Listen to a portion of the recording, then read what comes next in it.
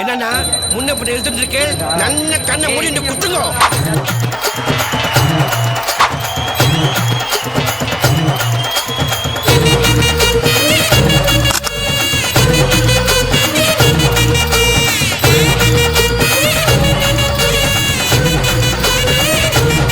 ஃபஸ்ட்டே பார்த்தீங்கன்னா பிரின்சிபல் வந்து பூஜை ஸ்டார்ட் பண்ணிட்டாரு. அதுக்கப்புறமா ஹெச்ஓடி மேம் டீன்னு சொல்லிட்டு எல்லா ஸ்டாஃப்ஸும் வந்து பூஜை ஸ்டார்ட் பண்ணாங்க.